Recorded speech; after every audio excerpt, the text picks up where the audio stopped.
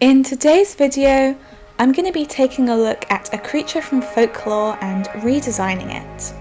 I'm going to change everything from switching up the design to totally updating the backstory of the creature.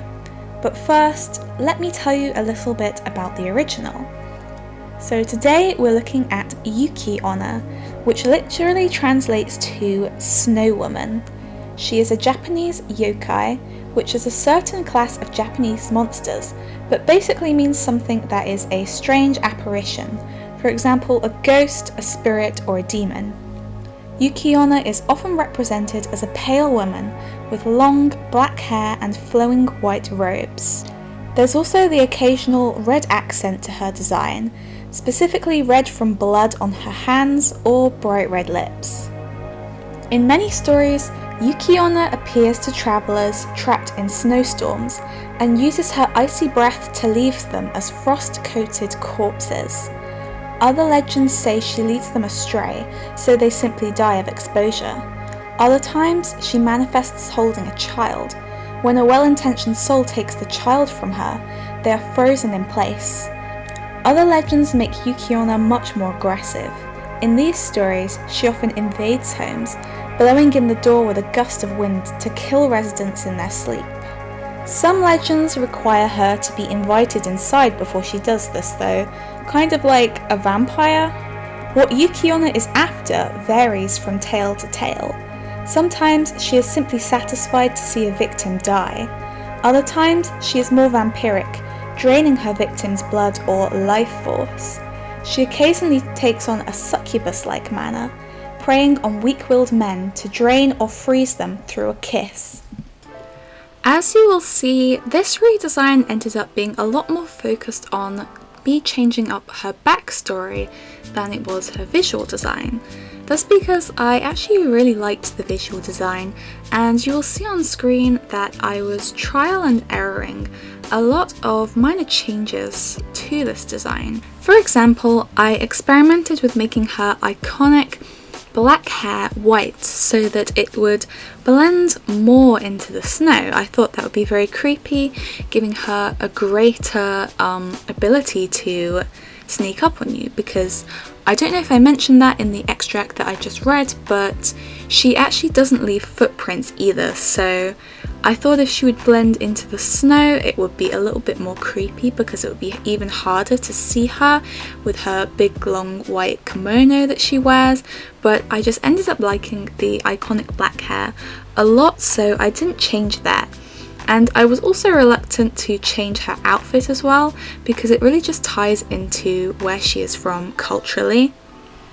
But there are a couple more key elements of her design that I did mess around with, one of these being the skin tone. And the reason why I changed the skin tone will make more sense when I get into the updated backstory that I personally made for Yuki-onna. In my story, I wanted to explore a little bit more about what exactly happened to her. How did she become the snow woman? And as a result of this, how does this tie into what she wants and her true aims?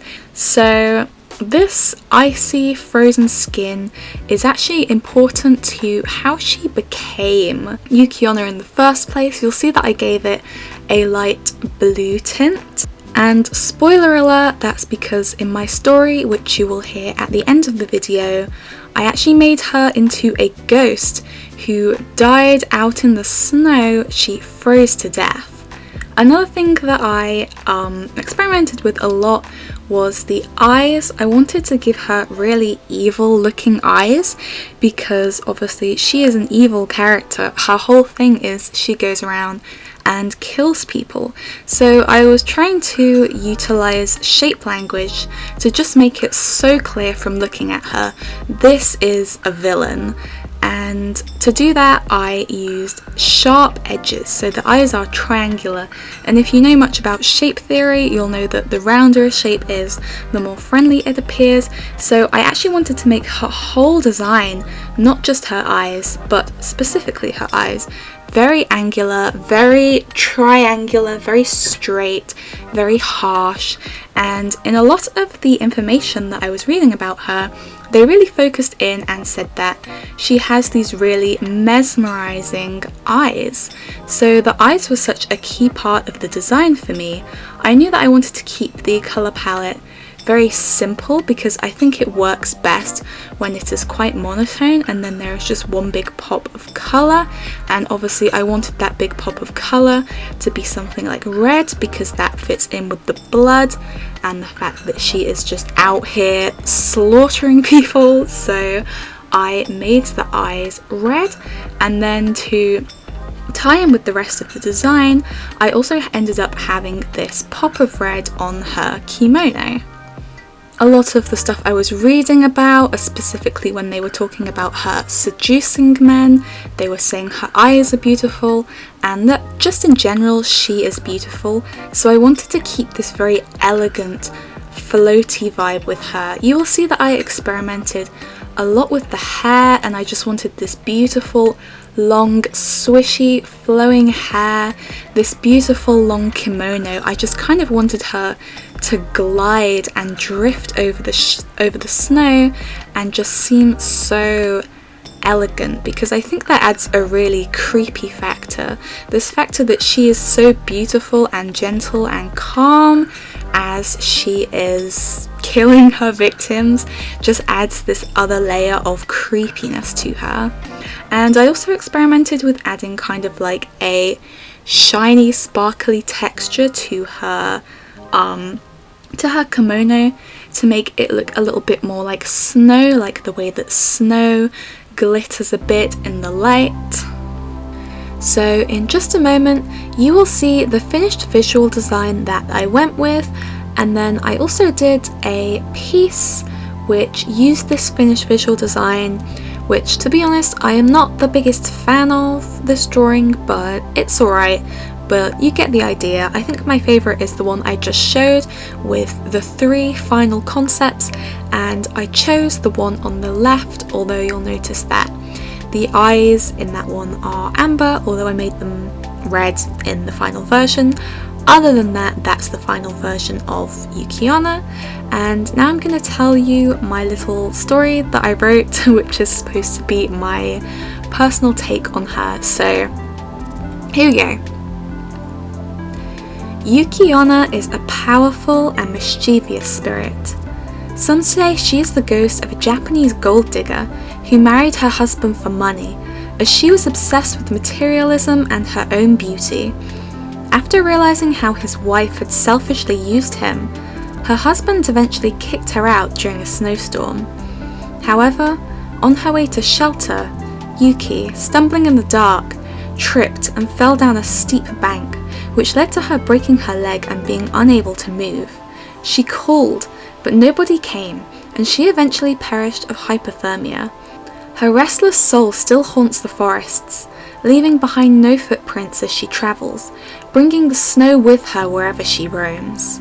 In her eternal search for beauty, she leads her victims out into the blizzard, where she freezes them with her icy breath to create a beautiful garden of ice sculptures, leaving behind an eerie path of frozen statues in her wake.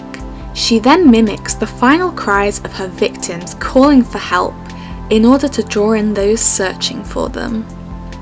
So there it is, that is my story that I wrote, and you might be able to tell that I was trying to go kind of a Medusa angle with it. I like the idea of her just leaving behind all of these ice sculptures.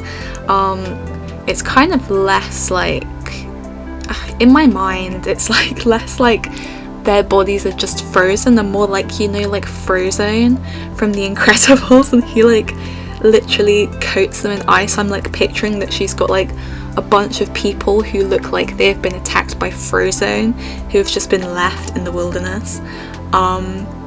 And then I just try to add up the creepy factor because I'm quite a fan of like horror and things like that, so I thought the idea of her leading out her victims into the blizzard by mimicking their calls would be quite fun, and it kind of ties into how I said that she died in my story as well. She's calling out when she's dying, but nobody is hearing her final cries, so when people go out to search for their missing relatives who are lost in the storm, she will call as if she is them and then lure them into the blizzard, and that's how she gets them.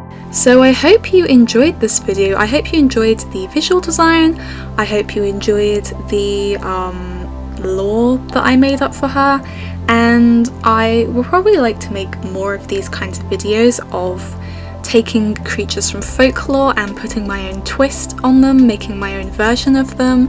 So please let me know if you'd be interested in seeing more, and if you want to see more of my art and videos in general, then please hit subscribe, because I'm trying to grow this channel in 2022, and thank you so much for watching. Bye!